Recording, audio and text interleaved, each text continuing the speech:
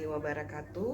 Nama saya Febriana Santi, mahasiswa S2 Teknologi Pendidikan Universitas Negeri Jakarta. Pada kesempatan ini saya akan membawakan materi konsep media dan sumber belajar dalam pembelajaran. Konsep media dalam pembelajaran harus terlebih dulu kita mengetahui pengertian media, yaitu artinya perantara, sebagai perantara antara pengirim informasi yang berfungsi sebagai sumber atau resource dan penerima informasi atau receiver. Pengertian media menurut Scrum tahun 1991 adalah sebuah teknologi pembawa pesan atau informasi yang sifatnya instruksional serta bisa dilihat, dibaca, didengar, dan dimanipulasi.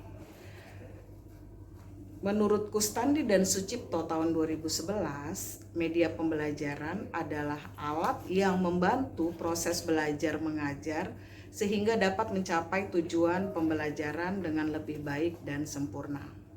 Sedangkan pengertian media pembelajaran menurut ICT adalah mendefinisikan media pembelajaran sebagai segala bentuk dan saluran yang digunakan orang untuk menyalurkan pesan atau informasi.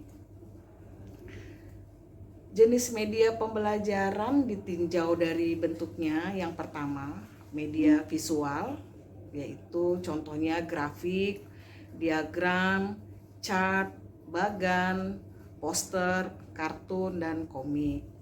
Yang kedua adalah media auditif, jenisnya seperti radio, tape recorder, laboratorium bahasa, dan sejenisnya. Yang ketiga, projected still media, yaitu slide, overhead projector, infocus, dan sejenisnya.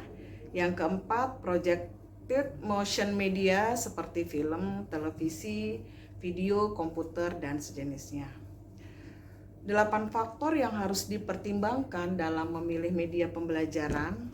Yang pertama adalah student, siswa yang harus kita perhatikan karakteristiknya. Yang kedua, ease of use, yaitu mudah digunakan. Yang ketiga adalah cost time, biaya atau waktu yang kita butuhkan. Yang keempat adalah teaching, karakteristik media dan metode pembelajaran. Yang kelima, interaction atau interaksi. Yang keenam, organizational issue, pengelolaan masalah. Yang ketujuh, networking, yaitu memperluas jaringan. Dan yang terakhir adalah security and privacy, yaitu keamanan dan privasi dari media pembelajaran yang akan kita gunakan.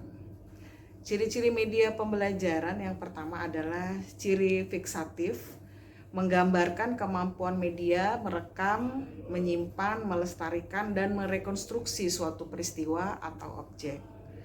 Yang kedua, ciri manipulatif, yaitu transformasi suatu kejadian atau objek dimungkinkan karena media memiliki ciri manipulatif. Kejadian yang memakan waktu berhari-hari dapat disajikan kepada siswa dalam waktu 2 atau 3 menit dengan teknik pengambilan gambar time-lapse recording. Ciri yang ketiga adalah ciri distributif.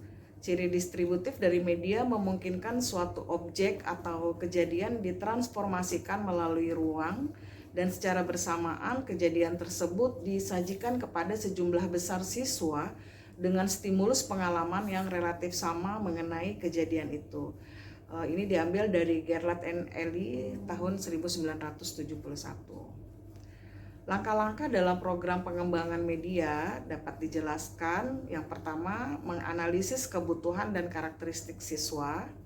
Yang kedua, merumuskan tujuan instruksional atau standar kompetensi secara operasional.